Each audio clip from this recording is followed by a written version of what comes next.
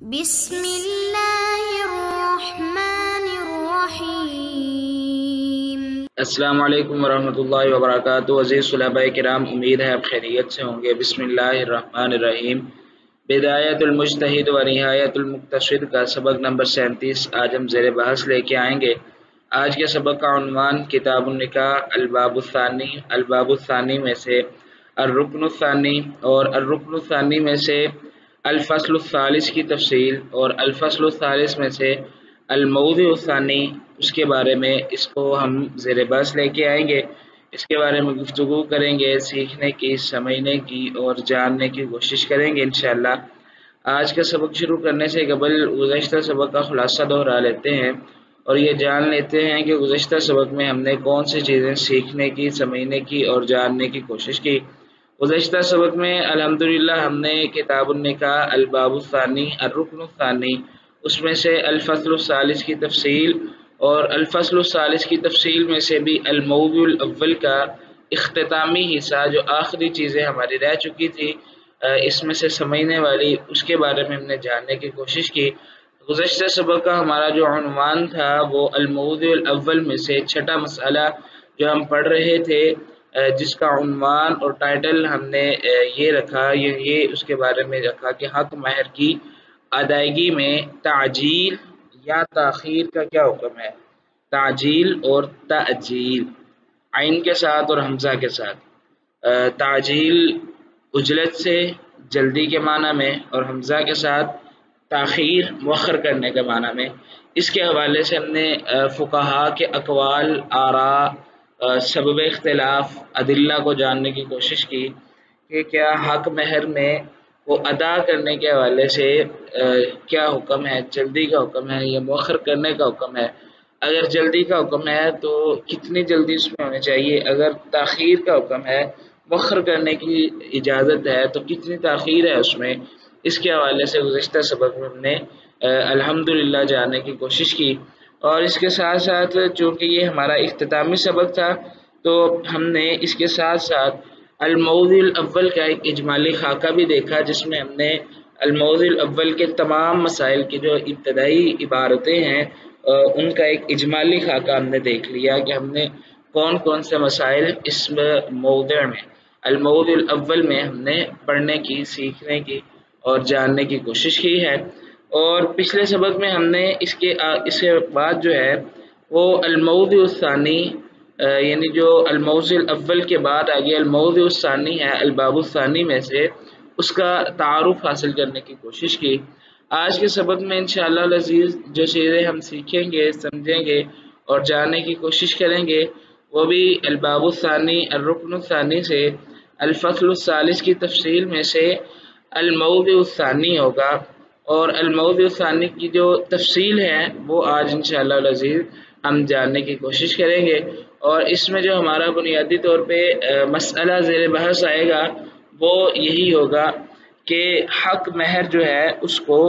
ادا کرنے کے وقت کا تعین کرنا، یا وجوب مہر کا وقت کیا ہے، مہر کب واجب ہوتا ہے، کب ادا کرنا، اس کو دینا کب واجب ہے، یا اس کا فقہا نے کیا وقت متعین کیا ہے کہ اس وقت مہر جو ہے وہ ادا کیا جائے گا۔ اس کے حوالے سے جو تفصیل ہے وہ آج کے سبق میں انشاءاللہ العزیز ہم سیکھنے کی، سمجھنے کی اور جاننے کی کوشش کریں گے۔ اب ہم اپنا آج کا سبق دیکھتے ہیں جی۔ اپنا آج کا سبق شروع کرنے سے قبل ہم الرکن الثانی کا تعارف دیکھ لیتے ہیں۔ امام رحمہ اللہ نے الرکن الثانی کا تعارف کچھ اس انداز سے کروایا۔ امام رحمہ اللہ فرماتے ہیں الرکن الثانی فی شروط العقد، شروط عقد کے حوالے سے، یعنی جو نکاح کے شرائط ہیں ان میں سے ہے یہ، اور فی شروط العقد اس میں 3 فصلیں ہیں۔ الفصل الاول فی الاولیاء والثانی فی الشہود والثالث فی الصداق۔ پہلی فصل اولیاء کے حوالے سے، دوسری گواہوں کے حوالے سے، تیسری فصل جو ہے وہ مہر کے حوالے سے ہے۔ تو ہماری جو گفتگو ہو رہی ہے وہ تیسری فصل کے حوالے سے، یعنی فی الصداق، مہر کے حوالے سے ہماری گفتگو ہے، تو اسی کے حوالے سے ہم انشاءاللہ العزیز آج کا سبق بھی پڑھیں گے۔ الفصل الثالث کا تعارف دیکھ لیں جی۔ الفصل الثالث جو ہے یہ مہر کے حوالے سے ہے، اس کو امام رحمہ اللہ نے 6 الگ الگ مواضع میں تقسیم کیا ہے۔ الموضوع الاول جو ہے وہ فی حکمہ و ارکانہ، دوسرے نمبر پہ فی تقرر جمیعہ للزوجات، تیسرے نمبر پہ الموضوع الثالث جو ہے وہ فی تشتیرہ، چوتھے نمبر پہ التفویض و حکمہ، سپرداری کر دینا اور اس کا حکم جو ہے اس کے حوالے سے گفتگو ہے، اور پانچویں نمبر پہ جو ہم پڑھیں گے وہ الاسدقۃ الفاسدہ و حکمہ، جو فاسد مہر ہے اس کے حوالے سے اور اس کا حکم، اور چھٹے نمبر پہ فی اختلاف الزوجین فی الصداق، مہر کے حوالے سے اگر زوجین میں اختلاف ہو جائے تو پھر اس کا کیا حکم ہوگا، یہ اس کے حوالے سے ہم پڑھیں گے۔ ہمارا جو سبق اس وقت چل رہا ہے وہ ہے الموضوع الثانی فی تقرر جمیعہ للزوجات، دوسرا مسئلہ اس میں ہم پڑھیں گے کہ حق مہر کے وجوب کا وقت کیا ہے، یا حق مہر کس وقت ادا کیا جائے گا، اس کے حوالے سے انشاءاللہ العزیز ہم سیکھنے کی، سمجھنے کی اور جاننے کی کوشش کریں گے۔ اب آگے ہم الموضوع الثانی کا تعارف دیکھ لیتے ہیں۔ الموضوع الثانی کا امام رحمہ اللہ نے باب کچھ اس طرح باندھا، الموضوع الثانی فی تقرر جمیع الصداق للزوجات، کہ بیوی کو مہر ادا کرنے کے وقت کا تعین کیا ہے، یا وجوب مہر کا وقت کیا ہے، عورت کو کس وقت وہ مکمل ادا کیا جائے گا، یہ مسئلہ جو ہے اس کے حوالے سے ہے۔ دیکھتے ہیں جی، حق مہر کو ادا کرنا کب واجب ہوتا ہے۔ امام رحمہ اللہ لکھتے ہیں الموضوع الثانی، دوسرا مسئلہ فی النظر فی التقرر، یہ اس معاملے میں ہے، اس طرف ہے، اس نظریے پہ ہے، فی التقرر، جو حق مہر مقرر کیا گیا ہے اس کی ادائیگی کے حوالے سے، واتفق العلماء، اور علماء جو ہیں وہ سارے کے سارے متفق ہیں اس بات پہ، علی ان الصداق، جو مہر ہے، جو حق مہر مقرر کیا گیا ہے، یجب کلہ، واجب ہے سارے کا سارا، بالدخول او الموت، اس کو ادا کرنا موت کے ساتھ یا جب دخول کا ارادہ کیا جائے اس وقت۔ عزیز طلبہ کرام، اس بات کا مطلب یہ ہے کہ علماء کا اس بات پہ اتفاق ہے، حق مہر کو ادا کرنا اس بندے پہ واجب ہوتا ہے، بالدخول او الموت، جب وہ ہم بستری کا ارادہ کرے یا موت کے وقت۔ بالدخول سے مراد ہم بستری اور موت سے مراد انقطاع ہے، رشتے کا انقطاع یا زندگی کا انقطاع۔ تو ان دونوں صورتوں میں یہ حق مہر جو ہے اس کے وجوب کا وقت یہی ہے اور اس سے قبل ادا کرنا واجب ہے۔ وَأَمَّا وُجُوبُهُ كُلُّهُ بِالدُّخُولِ، جہاں تک بات ہے اس مسئلے کی کہ اس کو ادا کرنا سارے کا سارا بالدخول، ہم بستری کے وقت، فَلِقَوْلِهِ تَعَالَى، اللہ تعالیٰ کے اس فرمان کی وجہ سے ہے، اعوذ باللہ من الشیطان الرجیم، وَإِنْ أَرَدْتُمُ اسْتِبْدَالَ زَوْجٍ مَكَانَ زَوْجٍ وَآتَيْتُمْ إِحْدَاهُنَّ قِنْطَارًا فَلَا تَأْخُذُوا مِنْهُ شَيْئًا أَتَأْخُذُونَهُ بُهْتَانًا وَإِثْمًا مُبِينًا۔ اللہ رب العزت فرماتے ہیں کہ اگر تم ارادہ رکھو استبدال زوج مکان زوج، ایک بیوی کی جگہ دوسری بیوی کو لانے کا، وآتیتم احداہن قنطارا،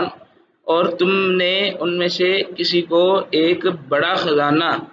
مہر کے طور پہ دے چکے ہو، تو فلا تاخذوا منہ شیئا، وہ ان سے واپس نہ لو۔ اتاخذونہ بہتانا و اثما مبینا،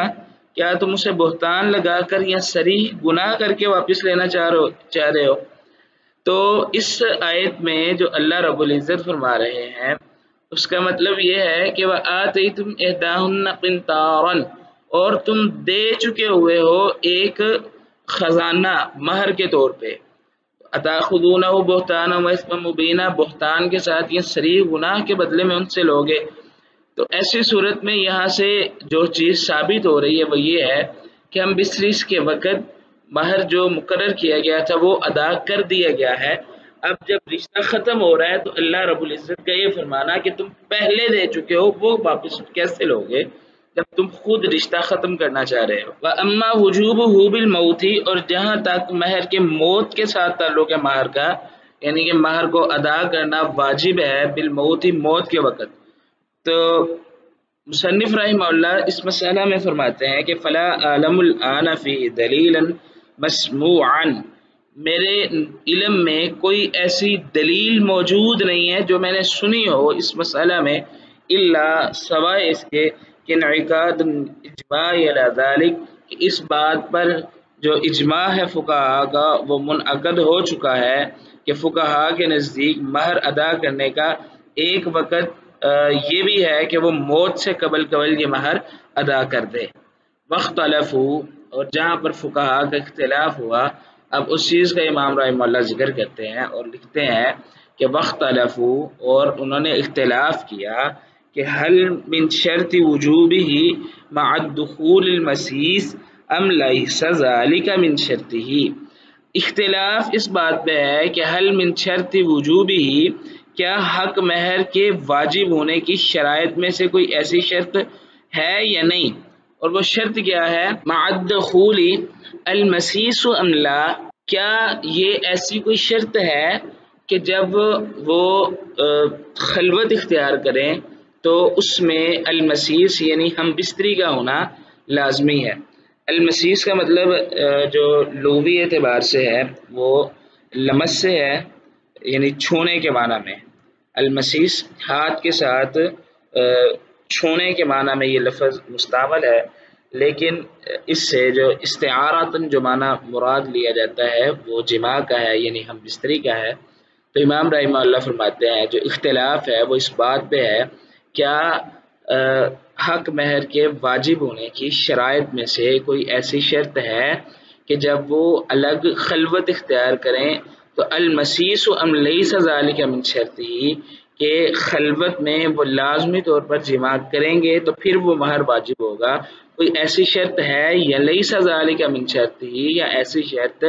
حق مہر کے وجوب کے واجب ہونے کے متعلق ایسی شرط نہیں ہے، بل یجب، بلکہ واجب ہے یہ ہے کہ بالدخول والخلوت، داخل ہونا اور خلوت کا میسر آ جانا۔ داخل ہونے سے مراد یہاں پہ کہ خلوت کا مل جانا، ارخاء سطور یعنی پردوں کا گرا دیا جانا اور ان کو خلوت کا مل جانا۔ اب کیا ایسی شرط ہے، مطلب صرف حق مہر اس وقت واجب ہو جائے گا جب ایک مرد اور عورت آپس میں نکاح کرنے کے بعد ان کو خلوت میسر آ چکی، ارخاء سطور یعنی پردوں کو گرا دیا گیا، تو ایسی صورت میں مہر واجب ہوگا یا نہیں ہوگا؟ تو امام رحمہ اللہ فرماتا ہے بل یجب، بلکہ یہ مہر واجب ہو جاتا ہے بالدخولی، داخل ہونے کے ساتھ، بالخلوتی، اور خلوت کے میسر آ جانے کے ساتھ، وَهُوَ الَّذِي يَعْنُونَ بِإِرْخَاءِ السُّطُورِ، اور اس سے مراد ان کی یہ ہے کہ پردوں کو گرا دیا جانا۔ پردوں کے گرا دیے جانے سے مراد یہ ہے کہ جو جس شخص نے شادی کی ہے اس کو اپنی بیوی کے ساتھ خلوت کا میسر آ جانا، اس کو خلوت مل جانا، تو کیا ایسی صورتحال میں اس پر مہر واجب ہو جائے گا یا نہیں ہو جائے گا؟ فقال مالک، تو امام مالک رحمہ اللہ والشافعی و داود، امام مالک رحمہ اللہ، امام شافعی رحمہ اللہ اور امام داود ظاہری رحمہ اللہ جو ہے ان کا موقف اس میں یہ ہے کہ لا یجب بإرخاء السطور الا نصف المہر ما لم یکن المسیس، ان کا موقف یہ ہے کہ لا یجب، نہیں واجب ہوگا، بإرخاء السطور، پردوں کے گرائے جانے کے ساتھ، الا نصف المہر، سوائے نصف مہر کے، ما لم یکن المسیس، جب تک مسیس سے مراد وہی ہم بستری نہ ہو جائے، جماع نہ ہو۔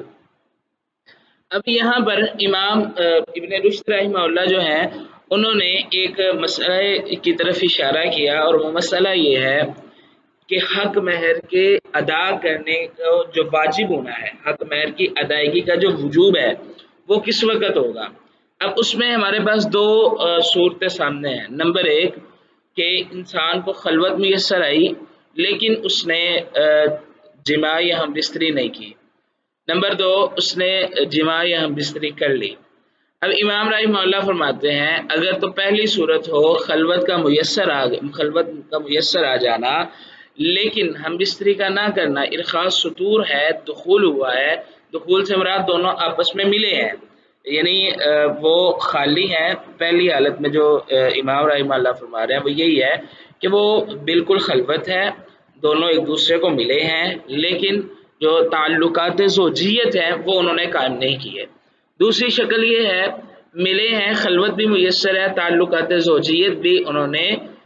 اختیار کر لیے، قائم کر لیے، تو ایسی صورت میں کیا ہوگا؟ اب جو پہلی صورت ہے جس میں خلوت تو میسر آئی ہے لیکن تعلقات زوجیت کو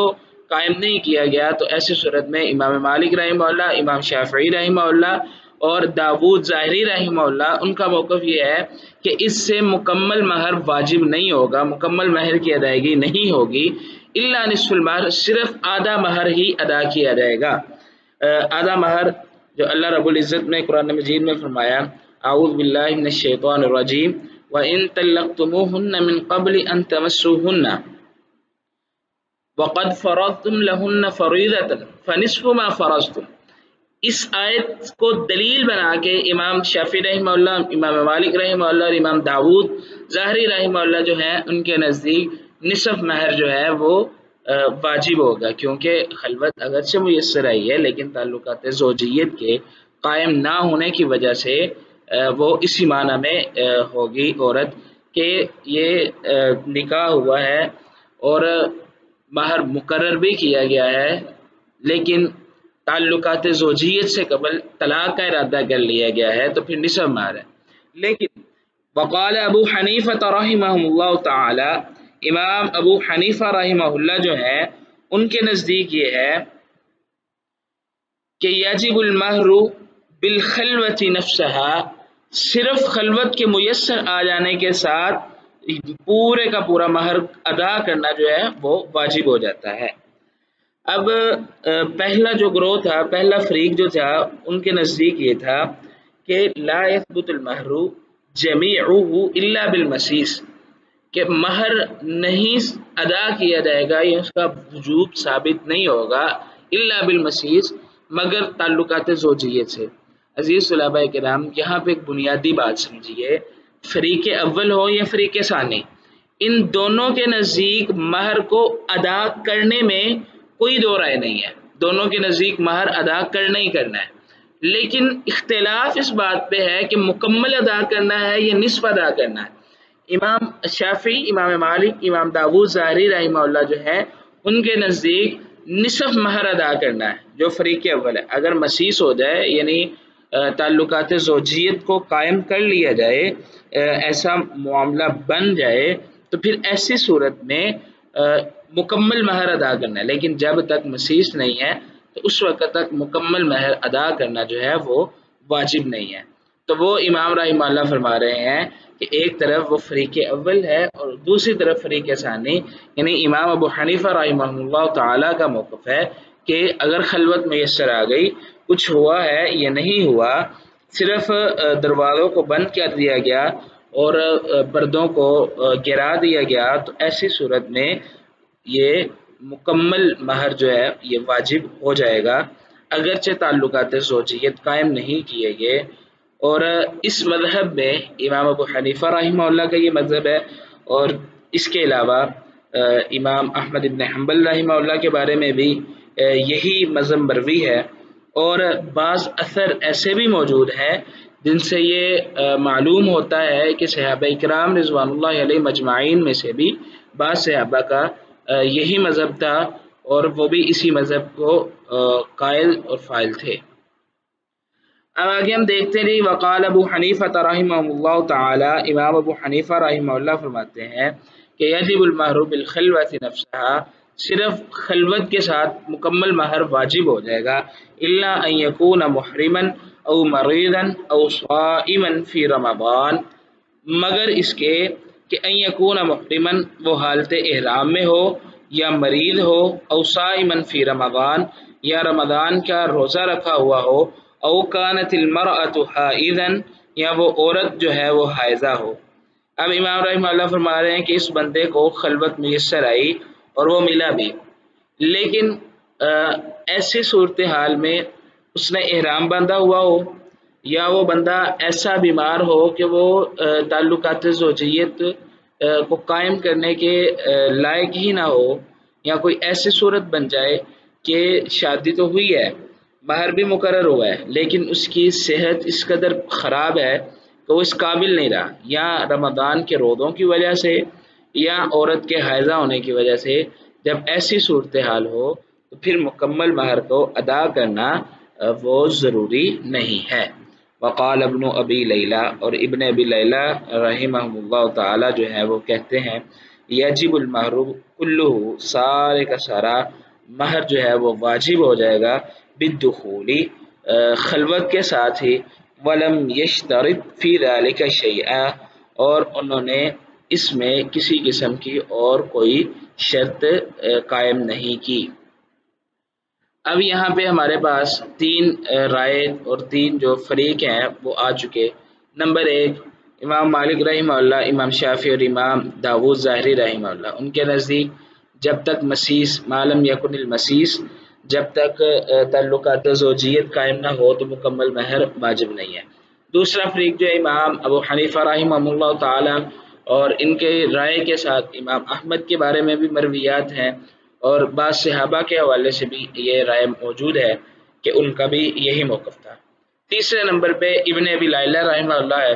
ان کے نزدیک بغیر کسی شرط کے دخول یعنی خلوت کے ساتھ ہی وہ مہر واجب ہو گیا۔ امام مالک، شافعی اور امام داود رحمہ اللہ تعالیٰ کے نزدیک معلوم یکن المسیس، جب تک تعلقات زوجیت نہ ہو مکمل مہر واجب نہیں ہے، اور امام ابو حنیفہ رحمہ اللہ کے نزدیک یہ ہے کہ خلوت صحیحہ یعنی پردوں کا گرا دیا جانا، دروازوں کا بند کر دیا جانا، ایسی خلوت میسر آ گئی ہے، تعلقات زوجیت قائم ہوئے ہیں یا نہیں ہوئے، پورے کا پورا مہر واجب ہے۔ آگے امام رحمہ اللہ لکھتے ہیں وسبب اختلافہم فی ذلک، اس مسئلے میں ان کے اختلاف کا سبب کیا ہے، اس کے حوالے سے ہم آئندہ سبق میں انشاءاللہ العزیز سیکھنے کی، جاننے کی کوشش کریں گے۔ اب ہم اپنے آج کے سبق کا خلاصہ دیکھ لیتے ہیں۔ آج کے سبق میں ہم نے جو چیز سمجھنے کی، جاننے کی کوشش کی، الباب الثانی الرکن الثانی فصل الثالث کی تفصیل میں سے الموضوع الثانی، اور الموضوع الثانی کا تعارف اور تفصیل میں سے جو ہم نے پڑھا وہ حق مہر ادا کرنا کب واجب ہے اور کس صورت میں واجب ہے، اس کے حوالے سے ہم نے جاننے کی کوشش کی۔ آئندہ سبق میں انشاءاللہ العزیز ہم اسی مسئلے کو الفصل الثالث کی تفصیل میں سے الموضوع الثانی اور الموضوع الثانی کی تفصیل میں سے حق مہر ادا کرنا کب واجب ہے، جو ہم نے مسئلہ شروع کیا ہے، اس مسئلے کا بقیہ حصہ جو ہے وہ ہم سمجھنے کی اور جاننے کی کوشش کریں گے، اور اس کے ساتھ ہم کوشش کریں گے کہ الموضوع الثالث کا تعارف بھی ہم دیکھ لیں۔ تب تک آپ یہ سوال حل کریں۔ سوال یہ ہے کہ حق مہر کی ادائیگی میں تعجیل کرنے کا کیا حکم ہے، یعنی مؤخر کرنے کا کیا حکم ہے، اس کے حوالے سے فقہا کے ادلہ تلاش کرنے کی کوشش کریں۔ تب تک کے لیے اللہ حافظ، اپنا خیال رکھیے۔